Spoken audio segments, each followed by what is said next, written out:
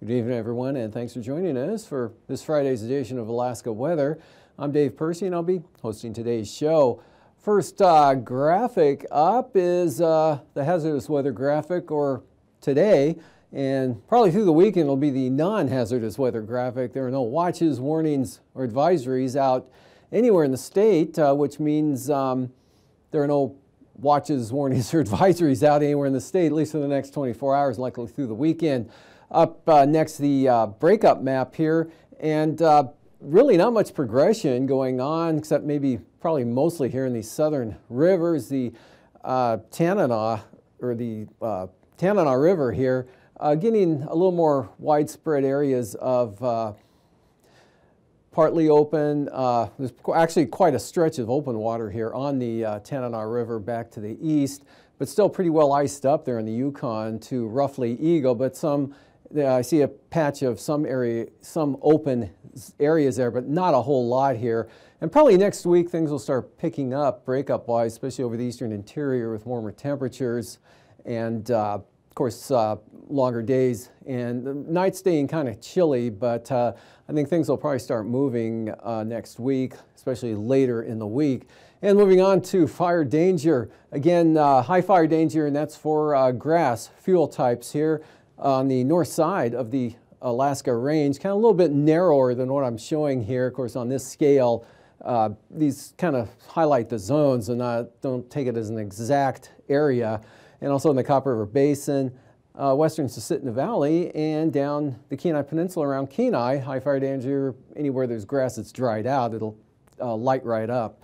And for satellite imagery, you can see low pressure here weakening off the southeast coast and sliding eastward, and rain tapering off as that system weakens. Even though it hasn't passed by yet, but it's really falling apart. So the rain earlier, there was a little more widespread, especially in the north, tapering off throughout the day today, becoming more showery with amounts up to about ½ inch falling at Ketchikan. Otherwise, back to the west here, again, high pressure and sunshine, considerable sunshine over the interior from Kodiak Island up and across south central Alaska, all the way up to about the Brooks Range. Then you get into the fog low clouds, even though that's not all that significant up along the Arctic coast there. And a few flurries due to this moisture streaming northward, associated with a front that's farther back there in the Russian Far East that was heading eastward now, but it's kind of stopped, and most of the moisture is going to continue to get directed northward due to high pressure over the interior. Otherwise, we have a pretty nice day. Kodiak back along the southwest interior, and a good clearing over Bristol Bay. To the south here, we've got this system and the clouds associated with it. You can see they kind of stream northward and then stop and dissipate. A few sprinkles around Unalaska earlier today. South side of the islands may get a little bit more, and basically missing the Alaska Peninsula as well. The main rain area with this batch out here towards Shimia with rain and fog the entire day today. And on Alaska, winds gusted to 40 miles an hour, and that was one of the windier locations around the state today. By far, it was up to about maybe 30 miles an hour around Point Hope, Cape Lisburne. That's about it wind-wise. Fairly nice day, St. Lawrence Island, dry, winds light there, and no fog reported either there or at Tin City. And on the chart today, you can see the high pressure has been on quite nicely here, about 1,030 millibars from the lower and mid-Yukon River Valley areas right on up to the eastern Brooks Range and North Slope. And again, dry the Arctic coast, a few patchy areas of fog. Otherwise, partly mostly sunny here for the remainder of the interior, and clearing starting to break out over the northern panhandle. This weak low continuing to weaken, and that kept showers going throughout the afternoon in over the southern southeast coast. Wrangell, Petersburg still carrying moisture or rain in the observations there, and they picked about 1/3 of an inch at both of those locations in the last 12 hours. And amounts really taper off as you head just to the north there. Then we've got the system here just grazing the eastern Aleutians and possibly False Pass. And then the main front out here to the west, we'll see for tonight. High pressure basically holds. The centers kind of reorient themselves. There's really not much of a gradient across the interior at all. Just one isobar there, so it may look like the high's pulling off, but it really isn't. This front stuck out here to the west, southerly flow due to the high pressure over the interior. And more or less the same thing here. This system really can't push to the north due to high pressure. And it can't push to the east too well due to high pressure to its east there, so it's more or less stuck. So it'll send surges of moisture up and into the Alaska Peninsula, maybe the eastern Aleutians, and that's going to keep it damp and unsettled through tonight, and it stays wet out here to the west. Another system coming northward, which tomorrow will increase the winds. Look for some good gales in advance of that frontal boundary with that 985 millibar low pushing in toward the far western Aleutians. Otherwise, moisture stays west of, looks like even St. Lawrence Island at this point in time. Snow to your west, heading northward, and may get some warm front overrunning type flurries and fog on the western Arctic coast in places. But again, nothing very significant at all. Just a sunny day, and from the eastern Arctic coast all the way down, I may have overdone the clouds here in the Prince William Sound Kenai Peninsula area. Probably be mostly sunny. And southeast coast definitely mostly sunny. All that moisture now off into Canada and high pressure just to your west. Outlook for Sunday, another sunny day here for the southeast coast. Dixon entrance right up into the Gulf of Alaska. And clouds will actually be increasing here in Kodiak Island. I'll see some moisture increasing, cloudy, kind of drizzly, light rain, fog type of day for Sunday there. And some of that will try to creep up into Kamishak Bay and possibly southern Cook Inlet. Probably won't make it, but some clouds may. Otherwise, mostly sunny over the interior. Light winds start picking up a little bit here. Could see gusts maybe 35 miles an hour, St. Lawrence Island, possibly the Bering Strait. But just chance of moisture, say for Gamble, dry for Savunga, and rain for Adak, and dry for Atka, with rain and breezy conditions for the western Aleutians. This system's still stuck here, but again, it's kind of pulling off to the northeast a little bit more and trying to stream some moisture in toward the Panhandle, but still a fair ways off the coast, at least through the afternoon, probably the evening as well. Lows for tonight, 5 to 15 for the Arctic coast, 10 for the Brooks Range, and in the teens and 20s over much of interior Alaska, all the way down to south central Alaska, probably looking at lows anywhere from 22 to 32 or 3, and 20s to mid 30s for the southeast coast. Highs for tomorrow, 50s, Susitna Valley, Kenai Peninsula, Matanuska Valley as well, 50-55 Bristol Bay. Same thing here for the areas along the Kuskokwim River and Valley into the Delta. Cooler though, 45 to 50 in the Tanana Valley, 20s, lower 30s for the Brooks Range, and mid 20s, more or less, give or take, there for the Arctic coast. Lows for Sunday morning, 30s for the Panhandle, 20s southern Alaska, mid to upper, about the same for the Tanana Valley, and teens 10 to 20 for the Arctic coast, followed by highs pushing 60 south central Alaska and 55 to 60 optimistically for the Tanana Valley. And now, aviation weather around Alaska.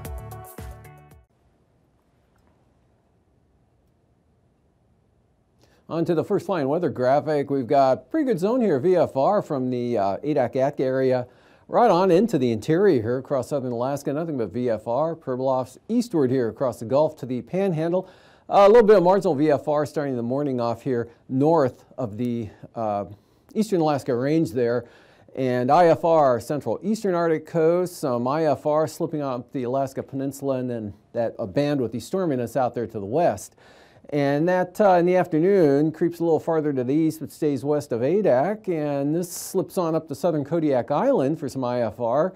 Otherwise, nothing but VFR over the interior with some lingering IFR east of Deadhorse and Prudhoe Bay over toward Kaktovik and Barter Island. Otherwise, looking good everywhere else. And for Sunday morning, VFR southeast coast, most of the Gulf of Alaska, Prince William Sound, Cook Inlet, all the way up to the Arctic coast, and just some marginal stuff now on the far east side. And some of that moisture streaming northward here, clipping the Point Hope, Cape Lisburne area with possible marginal VFR, and that's about it. Otherwise, we've got some IFR now slipping up due to an upper level disturbance down in this area. So that's increasing the IFR across Kodiak, and some of that slipping up into southern Cook Inlet. We'll see by the afternoon. That's just what happens. Gets into Kamishak Bay, but probably from roughly Anchor Point northward, it'll be VFR and stays VFR across the southeast coast. Out west, marginal VFR with some bands of IFR, one barely on the map here, just clipping Gamble, and the next front pushing some IFR into the western Aleutians, but that'll stay west of Adak at least through the afternoon.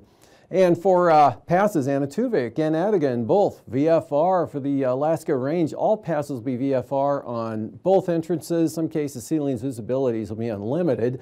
And Isabel VFR, Mentasta, also VFR, Tanita, same forecast. And Portage, VFR, Chilkoot and White, VFR.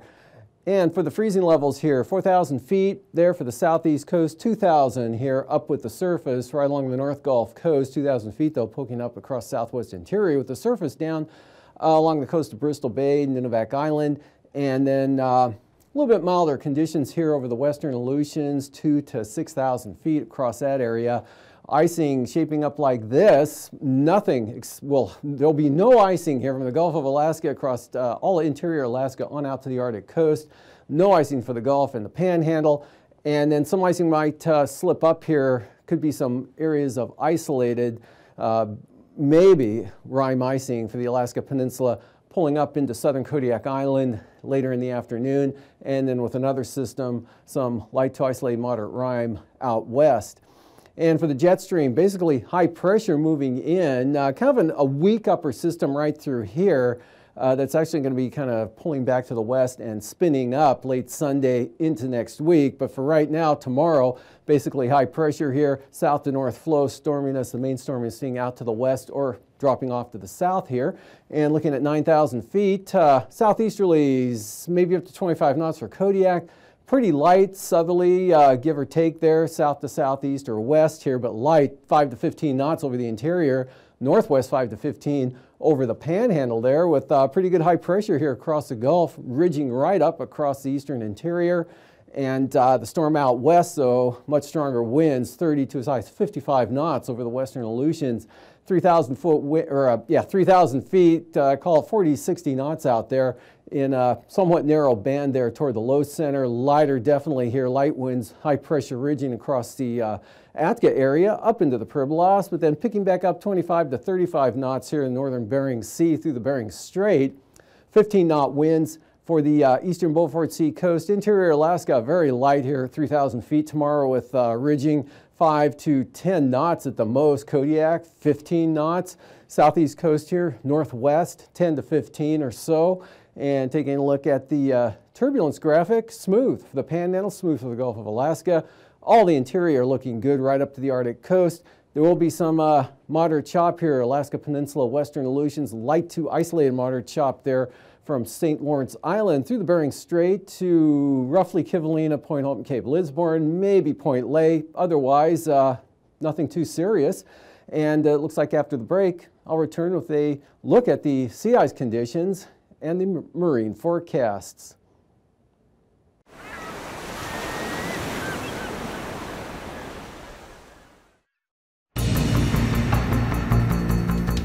Can be many miles long, from 1 to 100 feet high, traveling at 400 miles per hour. This ocean monster is known as a tsunami, and it can wreak havoc on coastal populations and landscapes. A tsunami is a series of ocean waves caused by any large and sudden disturbance of the sea surface. Tsunamis can be generated by landslides, volcanic eruptions, or even meteorite impacts in the ocean. But they are most often caused by an earthquake where there's a sudden displacement of the ocean floor. When that happens, there's a transfer of energy from the sea floor to the ocean, causing waves on the surface to radiate outward in all directions. In deep waters, these waves may not even be detectable. But when the tsunami enters shallower waters, the wave speed slows and its height increases. The water along the coast may recede noticeably. A large wall of turbulent water, called a bore, may also form. When the tsunami hits, it may come ashore like a fast-rising flood and strike with devastating force. The series of waves may continue for hours. The first one may not be the last or the largest. For your safety, know the potential warning signs of an incoming tsunami. A strong earthquake that causes difficulty standing. A rapid rise or fall of the water along the coast. A loud ocean roar. When you're in a coastal area, it's important to keep alert for messages from local officials, such as lifeguards, police, the U.S. Tsunami Warning Centers, and NOAA All Hazards Radio. If you find yourself in a location of a tsunami strike, here's what you need to do to stay safe. Keep calm. Walk or run to higher ground, 100 feet above sea level or 1 mile inland. Do not drive. Keep roads open for emergency vehicles. If you cannot move to higher ground, use the stairs to get to the 3rd floor or higher in a sturdy building. Follow all instructions from local officials and stay out of coastal areas until authorities issue an all clear. Tsunamis can strike any coastline in the world and can affect locations thousands of miles away from where they formed. They may be uncommon, but the devastation they cause makes them a deadly force in nature. For more information on tsunamis, go to the following sites.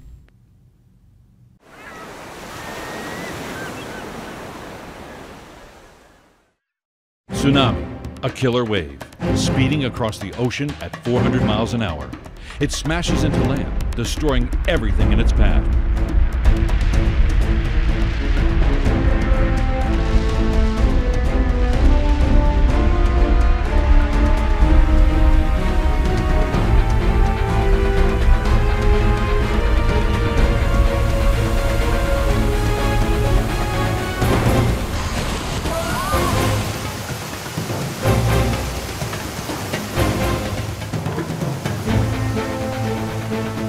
Tsunamis do not have a season, but they can strike any coast at any time.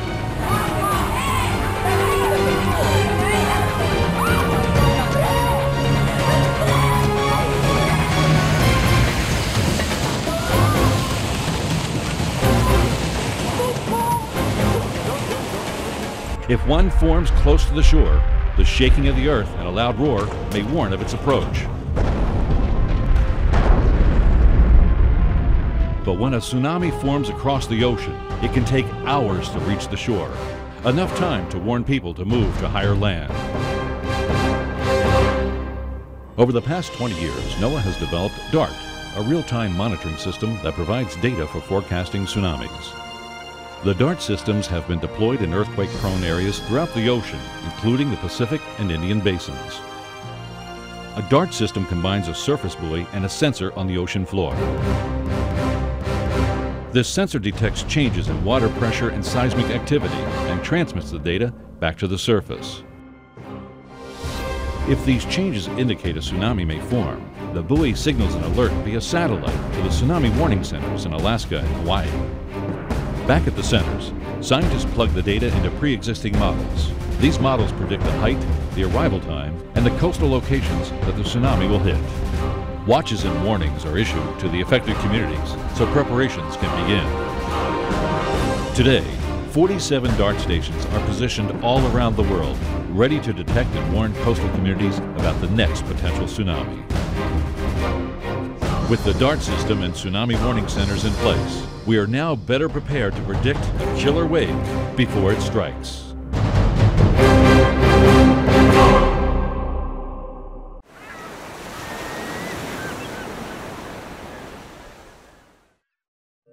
December 26, 2004. What began as an undersea earthquake in the Indian Ocean ended as the most deadly tsunami in recorded history, with nearly 240,000 lives lost. This was a devastating wake-up call to coastal communities and tsunami research. Prior to this event, only 6 of NOAA's Deep Ocean Assessment and Reporting of Tsunami, or DART, buoys were in place. Scientists could only predict tsunami arrival times, not flood potential. And there was not a global tsunami warning system. Today, 10 years later, we can tell a different story. U.S. and international coastlines are far better prepared for such a catastrophe, thanks in large part to research and technology developed at the NOAA Center for Tsunami Research at Pacific Marine Environmental Laboratory. NOAA's DART array is now complete, with 39 buoys operated by the National Weather Service's National Data Buoy Center. Along with 21 international buoys, this array can measure a tsunami wave as small as 1 centimeter in the open ocean and provide these data in real time to forecast when a tsunami may hit the coast and how much flooding there will be. NOAA scientists and engineers are currently testing the 4th-generation DART buoy that will be able to measure local tsunamis as well as distant ones. Flooding forecast models incorporate local topography and historical tsunami data in order to more accurately predict exactly how a tsunami might behave when it reaches shore. NOAA has 75 site-specific models that can provide high-resolution flooding forecasts for effective response and mitigation during a tsunami event. NOAA has gathered data from every tsunami since 2004 to improve its forecast models. Today, it operates the world's only real-time tsunami flooding forecast system using DART data to accurately compute flooding forecasts. The NOAA Tsunami Warning Centers make tsunami data available on the internet and issue advisories, watches, and warnings through the Emergency Alert System and via NOAA weather radios. While it is impossible to prevent a tsunami, we are now much better prepared to detect them and predict their paths and impacts, so those in coastal communities can take the steps necessary to safely protect themselves.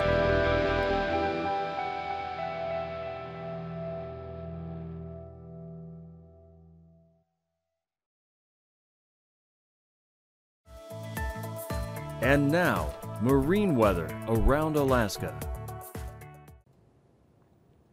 Welcome back. Today's sea ice analysis. It made halfway to St. Matthew Island, St. Lawrence Island here. I didn't think it would get that far if you go back a week or two.